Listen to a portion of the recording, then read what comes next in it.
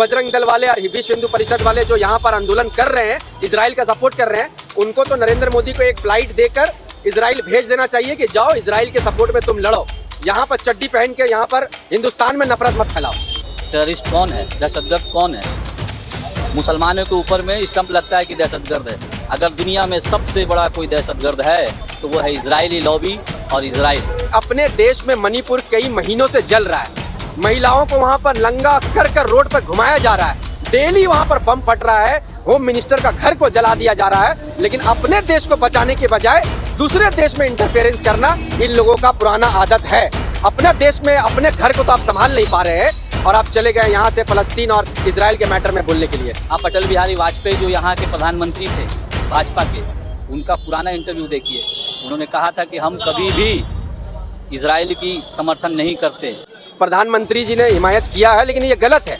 उनको ये देखना चाहिए कि फलस्तीन किसकी ज़मीन थी। अगर आपको अपने मित्रों को सिर्फ फायदा पहुंचाने के लिए इजराइल का ये आप हिमायत कर रहे तो बहुत गलत काम कर रहा है, ऐसा नहीं होना चाहिए। जो गोदी मीडिया है वो वही बोलेंगे जो नरेंद्र मोदी बोलेंगे, जो इजराइल बोलेंगे, जो अमेरिका बोलेगी, वही ये लोग बोलेंगे। नई बात कुछ भी नहीं है। इनसे क्या उम्मीद है, क्या तवक्को आप रख सकते हैं? कुछ नहीं। जो है फलस्तीन के लोगों का दर्द को आज नहीं समझ रही है। अमेरिका आज पीस की बात करता है, यूएन में आज पीस की बात होती है, लेकिन जब फलस्तीन में मुसलमान मरते हैं तो उसका पीस कहाँ उनको नज़र आता है। एक बच्चा अपने आँख के सामने अपने बाप को देख रहा है कि वो मिसाइल से दाग दिया गया है, तब आपको उनका पीस कहाँ नज़र आ रहा है। पूरा अधिकार बनता फलस्तीन के लोगों का कि वो शांति से रहें, मस्जिद अक्सा में वो शांति से नमाज़ पढ़ें। शुरू से मस्जिद अक्सा अरबों का रहा है, मुसलमानों का रहा है, लेकिन अमेरिका ज़बरदस्ती इसमें घुसकर इजराइल को मजबूत करने की कोशिश कर रही है। इस बार जिस तरह से जंग छिड़ी है तो फाइनल असॉल्ट बोला जा रहा है, क्या लग रहा है परिणाम क्या होगा? देखिए, फ़लस्तीन जो है शुरू से मुसलमानों का देश रहा है। अगर वो चाहते हैं कि जंग के कर कर मस्जिद अल-अक्सा को हासिल करना चाहते तो ये कभी भी नहीं होगा। पूरे दुनिया में जो 53-54 कंट्री है मुसलमानों की, वो सारे लोग आज फ़लस्तीन के साथ खड़े होंगे। फ़लस्तीन पे जो जुल्म हो रहा है, फ़लस्तीन के बच्चों पे जो जुल्म हो रहा है, आज 53-54 जो मुसलमानी जो इस्लामिक राज हैं वो फ़लस्तीन के साथ खड़े हैं। और कहीं ना कहीं मैं उम्मीद करता हूं कि चाइना भी फ़लस्तीन के साथ खड़ा होगा और पुतिन भी फ़लस्तीन के साथ खड़े होंगे।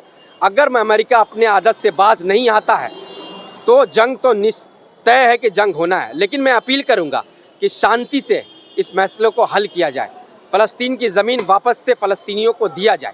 जितने मुस्लिम कंट्रीज है वो सिर्फ शो कॉल के तौर पर हिमायत कर रही है, कहीं अमली जामा नजर नहीं आ रही। देखिए, एक कॉन्ट्रैक्ट हर एक कंट्री के बीच में साइन होता है, वो एक कानून एक कंट्री के बीच में रहता है, उसको आपको पारित करते हुए आगे बढ़ना है। डायरेक्ट आप किसी के ऊपर भी हमला या जंग नहीं कर सकते।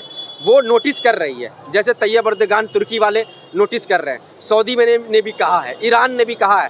तो जब बात अगर हद से आगे बढ़ जाएगी तो फिर जंग होगा। लेकिन वो लोग तो अपील कर रहे हैं कि इसमें गलत तरीके से कोई इजराइल का साथ नहीं दे, चाहे वो अमेरिका हो, चाहे कनाडा हो या जर्मनी हो, गलत तरीके से इजराइल का साथ नहीं दे। ट्विटर हैंडल पर लगातार फेक न्यूज़ का बौछार आ गया है।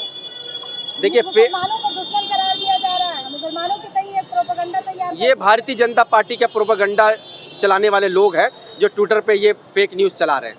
मैं तो कह रहा हूँ ना कि बजरंग दल वाले और विश्व हिंदू परिषद वाले जो यहाँ पर आंदोलन कर रहे हैं, इजराइल का सपोर्ट कर रहे हैं, उनको तो नरेंद्र मोदी को एक फ्लाइट देकर इजराइल भेज देना चाहिए कि जाओ इजराइल के सपोर्ट में तुम लड़ो। यहाँ पर चड्डी पहन के यहाँ पर हिंदुस्तान में नफरत मत फैलाओ।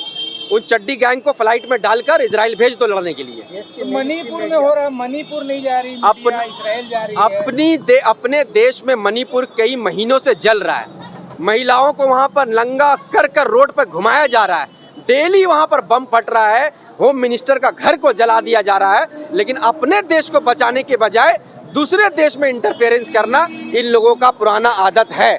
अपने देश में अपने घर को तो आप संभाल नहीं पा रहे हैं और आप चले गए यहाँ से फ़लस्तीन और इजराइल के मैटर में बोलने के लिए।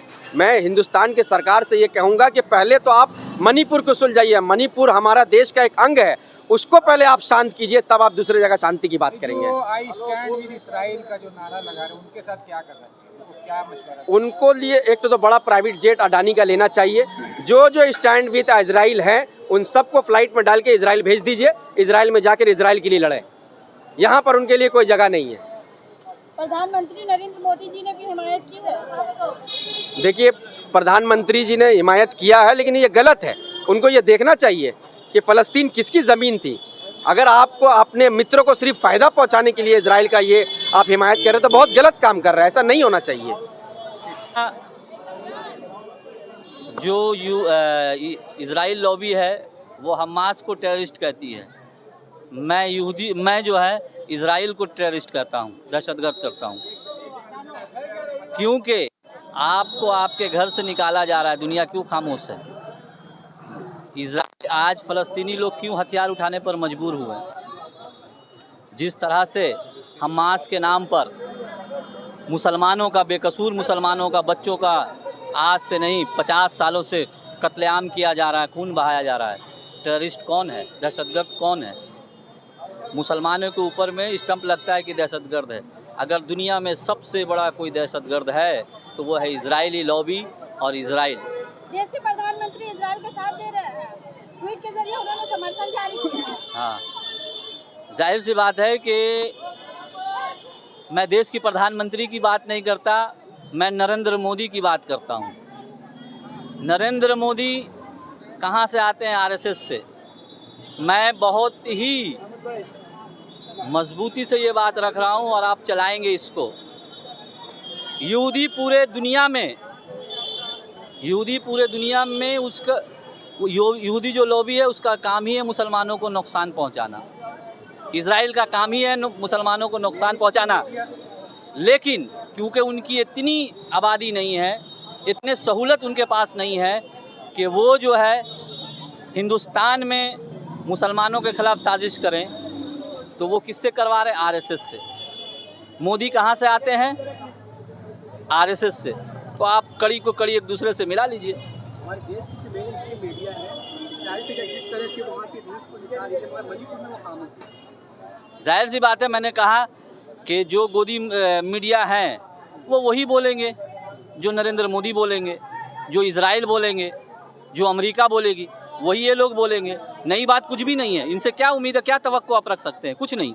मणिपुर में अभी तक के 2 से लोग मारे गए हैं और इस चीज़ को अभी तक मेन स्ट्रीम में देखा नहीं रही है, मगर इजराइल की तरफ हर एक चीज़ को वो फॉलो कर। मीडिया के मुताबिक कुछ मीडिया कह रहे 500, कुछ मीडिया कह रहे 800, कुछ कह रहे 700। 700 ही अगर किसी भी एक इंसान का कत्ल होता है तो उसकी हिमायत नहीं की जा सकती। लेकिन जब आप इंसाफ की नज़र से देखेंगे जब आप इंसाफ की नज़र से नहीं देखेंगे तो एक तरफ 800 इजराइल का कत्ल हुआ, हम उसकी भी मजम्मत करते हैं, लेकिन उसके जवाब में जब से इजराइल वजूद में आया और आज तक लाखों लाख फ़लस्तीनियों का कत्ल हुआ, उस टाइम में क्यों कोई जवाब नहीं, सवाल कोई नहीं उठाता, क्यों कोई जवाब नहीं देता है? आज क्यों अमेरिका अपना बेड़ा भेजा, क्यों भेजा? तो ये मकसद है सिर्फ मुसलमानों को ख़त्म करने का, यरूशलेम को तबाह करने का, मस्जिद अक्सा को शहीद करने का। यही इन लोगों का मकसद है, इसी पर काम कर रहे हैं। आप इजराइल का नक्शा देखते हैं, फ़लस्तीन को 2 तरफ से बांट दिया गया है। एक तरफ गज़ा जहां अभी हमास है, दूसरी तरफ आपको फ़लस्तीन है जहां PLO है। उनका देखिए, अब कितना नक्शे पे देखिए थोड़ा सा, और आज से 40 साल पहले का नक्शा देखिए। आप अटल बिहारी वाजपेयी जो यहाँ के प्रधानमंत्री थे भाजपा के, उनका पुराना इंटरव्यू देखिए। उन्होंने कहा था कि हम कभी भी इजराइल की समर्थन नहीं करते। जो लोग घर से निकाल बाहर करते हैं, घर से बेघर करते हैं, हम उनकी हिमायत नहीं करते। उसी पार्टी के आज नरेंद्र मोदी खड़े होकर ट्वीट करते हैं। क्यों? उनके हाथ पकड़ के ऐसे हाथ उठाते हैं, क्यों? क्योंकि इन लोगों का मकसद